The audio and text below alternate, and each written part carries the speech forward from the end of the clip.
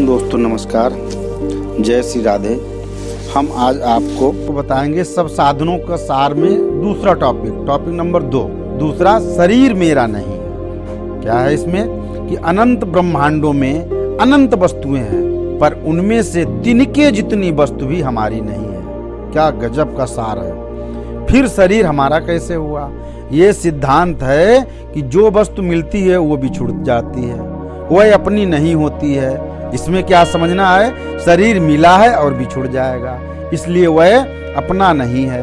अपनी वस्तु वही हो सकती है जो सदा हमारे साथ रहे और हम सदा उसके साथ रहें। यदि शरीर अपना होता तो ये सदा मेरे साथ रहता कि नहीं रहता? हम सदा इसके साथ रहते कि नहीं रहते? लेकिन परंतु शरीर एक क्षण भी हमारे साथ नहीं रहता और हम इसके साथ नहीं रहते। एक वस्तु अपनी होती है और एक वस्तु अपनी मानी हुई होती है। भगवान अपने हैं क्योंकि हम उन्हीं के वंश के हैं। भगवान ने गीता में कहा भी है, ममई वांसो जीव लोके। वे हमसे कभी बिछुड़ते ही नहीं, परंतु शरीर अपना नहीं है। उल्टे लटक जाओ, ये शरीर तुम्हारे साथ नहीं देगा। प्रत्युत अपना माना हुआ है। जैसे नाटक में कोई राजा बनता है, कोई रानी बनती, कोई सिपाही बनते, वे सब नाटक करने के लिए माने हुए होते हैं, असली नहीं होते। ऐसे ही शरीर संसार के व्यवहार, कर्तव्य पालन, जो बस वास्तव में अपना है उस परमात्मा को तो भुला दिया, और जो अपना नहीं है वह शरीर को अपना मान लिया। यह हमारी बहुत बड़ी भूल है। गजब। चाहे शरीर स्थूल हो, चाहे सूक्ष्म हो और चाहे कारण हो, वह सर्वथा प्रकृति का है। अपना उसको मानकर ही हम संसार में बंध गए। तो क्या हमको समझना है?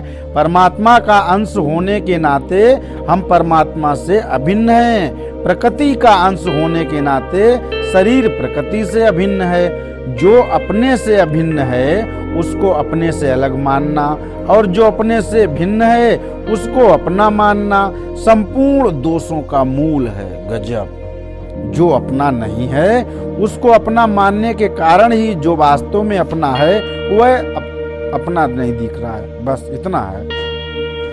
यह हम सबका अनुभव है कि शरीर पर हमारा कोई बस अधिकार नहीं चलता। हम अपनी इच्छा के अनुसार शरीर को बदल नहीं सकते, बूढ़े से जवान नहीं बना सकते, रोगी से निरोगी नहीं बना सकते, कमजोर से बलवान नहीं बना सकते, काले से जब गोरा नहीं बना सकते, कुरूप से सुंदर जब अपने शरीर को नहीं बना सकते, अरे मौत से भी बचाकर अमर नहीं बन सकते।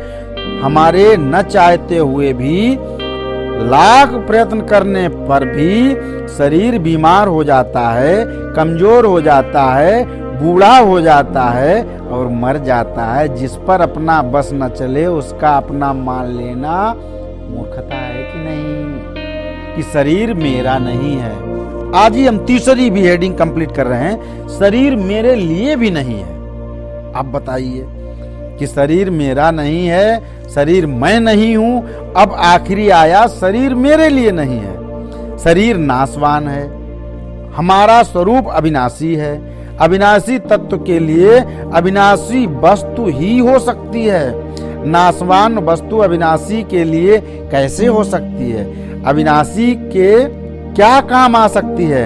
अमावस्या की रात्रि सूर्य के क्या काम आ सकती है? सांसारिक शरीर आदि वस्तुएं संसार के ही काम आती हैं, हमारे काम किंचित मात्र नहीं आती। इसलिए अनंत ब्रह्मांडों में एक ही वस्तु, एक भी वस्तु ऐसी नहीं है जो हमारी और हमारे लिए हो, पूरे ब्रह्मांड में। तो यह अतः शरीर मेरे लिए है। शरीर से मेरे को कोई लाभ हो जाएगा, ये कोरा वहम है।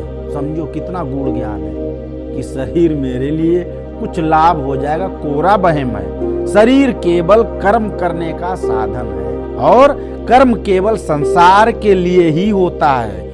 जैसे कोई लेखक जब लिखने बैठता है तब वो लेखनी को ग्रहण करता है और लिखना बंद कर देने पर लेखनी को छोड़ देता है। ऐसे ही हमें कर्म करते समय शरीर को स्वीकार करना चाहिए और कर्म समाप्त होते ही शरीर से असंग हो जाना चाहिए। अगर हम कुछ भी न करें तो शरीर की क्या जरूरत है, आप बताओ। अगर हम कोई कर्म न करें तो शरीर का कोई उपयोग नहीं है। शरीर परिवार की, समाज की, संसार की सेवा के लिए है, अपने लिए है ही नहीं साहब। स्थूल शरीर से होने वाली क्रिया, सूक्ष्म शरीर से होने वाले चिंतन, कारण शरीर से होने वाली स्थिरता तथा समाधि भी हमारे लिए नहीं। गजब, लोग कहें कि हम समाधि में जा रहे हैं, वो भी हमारे लिए नहीं। क्यों? हमारे काम न क्रिया आती, न चिंतन आता, न स्थिरता आती, न समाधि आती। ये सब प्रकृति वस्तुएं हैं और संसार के ही काम आती हैं। हमारा स्वरूप इनसे बिल्कुल सच्चिदानंद चमकता हुआ चमचम सितारा अलग है। अगर शरीर हमारे लिए होता तो उसके मिलने पर हमें संतोष हो जाता, हमारे भीतर और कुछ पाने की इच्छा नहीं रहती और शरीर से कभी वियोग भी नहीं होता, मरता ही नहीं, वह सदा ही हमारे साथ रहता साहब। परंतु ये सबका अनुभव है कि शरीर मिलने पर भी हमें संतोष नहीं है, हमारी इच्छाएं समाप्त नहीं होती, हमें पूर्णता का अनुभव नहीं होता। शरीर भी सदा हमारे साथ नहीं रहता, प्रत्युत हमारे से बिछुड़ जाता, इसलिए शरीर हमारे लिए नहीं है। तीनों चीजें पक्की हो रही हैं। यह शंका हो जाती कि जब शरीर हमारे लिए है ही नहीं तो फिर शास्त्रों में मनुष्य शरीर की महिमा क्यों गाई गई है? आप लोग सोच रहे होंगे, इसका समाधान केवल एक ही है कि वास्तव में वो महिमा शरीर आकृति की नहीं है, प्रत्युत उस शरीर के विवेक की है। आकृति का नाम मनुष्य नहीं है, प्रत्युत विवेक शक्ति का नाम मनुष्य है। मनुष्य शरीर का मस्तिष्क विशेष प्रकार से बना हुआ है, जिसमें सत और असत, कर्तव्य अकर्तव्य, विवेक विशेष रूप से प्रकट हो सकता है। वैसा मस्तिष्क अन्य शरीर में नहीं है, अन्य पशु आदि में नहीं है। शरीरों का विवेक उनके जीवन निर्वाह तक सीमित रहता है, इसलिए शरीर, मैं शरीर हूँ, शरीर मेरा है, यह शरीर मेरे लिए है। इस विवेक विरोधी संबंध का त्याग मनुष्य ही कर सकता है, जानवर नहीं कर सकता साहब। मनुष्य ही कह सकता है कि ये शरीर मेरा नहीं है, मैं शरीर नहीं हूँ, शरीर मेरे लिए नहीं है। बस तीन चीजें पक्की कर लो आज ही, अभी इसी समय। उपसंहार, लास्ट में आपको उपसंहार में क्या है? शरीर को मैं और मेरा और मेरे लिए मानना विवेक विरोधी संबंध है।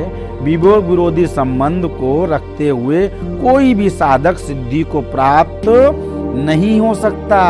शरीर के साथ संबंध रखते हुए कोई कितनी भी तपस्या कर ले, कितना भी समाधि लगा ले, लोकांतरों में घूम आए अथवा यज्ञ दान आदि बड़े बड़े पुण्य कर्म कर ले, तो भी उसका बंधन सर्वथा मिट नहीं सकता। परंतु शरीर के संबंध का त्याग होते ही तुरंत चट से मुक्ति, बंधन मुक्त। शरीर के संबंध जितने, ये मेरी बेटी, मेरा बेटा, मेरी बीवी, मेरा शरीर, संबंध अंदर से कहो। मन राखो जहाँ संपत्ति नाना, तन राखो जहाँ संपत्ति नाना, मन राखो जहाँ कृपा निधाना। और सत्य तत्व की अनुभूति हो जाती है। इसलिए विवेक विरोधी संबंध का त्याग किए बिना साधक को चैन से नहीं बैठना चाहिए। अगर हम शरीर से माने हुए संबंध का त्याग न करें तो भी शरीर हमारा त्याग कर ही देगा। जो हमारा त्याग अवश्य करेगा, उसका त्याग करने में क्या कठिनाई है कि शरीर तो मेरा त्याग कर ही देगा। तो पहले से मन से त्याग कर दो ना। बहुत गूढ़ बात भाई, तो दिल को हमारे इतनी भाग गई।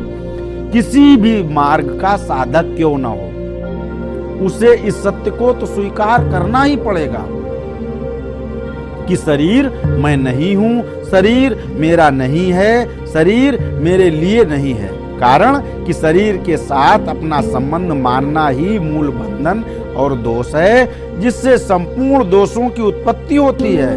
शरीर संसार की वस्तु है, संसार की वस्तु को मैं, मेरा और मेरे लिए मान लेना राम सुखदास जी स्वामी जी कहते हैं बेईमानी है।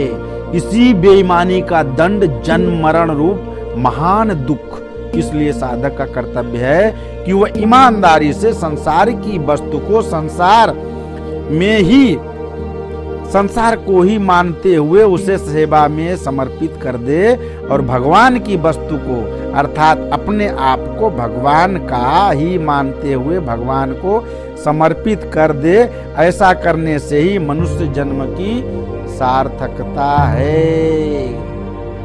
ये था सब साधनों का सार कि मेन जो कल हमने आपको बताया था कि मैं शरीर नहीं हूँ, शरीर मेरा नहीं है, शरीर मेरे लिए नहीं है।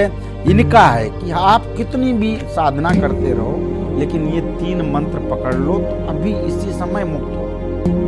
कैसा लगा आपको ये वीडियो? आप जो है इसको सुने मन से, हम तो यही चाहेंगे। और खूब सब्सक्राइब करें और लोगों को फॉरवर्ड करें, लाइक करें और कमेंट करके बताएं जरूर कि तो हम बहुत बढ़िया। बस यही से सुनते रहिए और अच्छा लगे तो लाइक करिए, सब्सक्राइब करिए, लोगों तक पहुंचाइए, हमारा भी उत्साह बढ़े। धन्यवाद। जय श्री राम।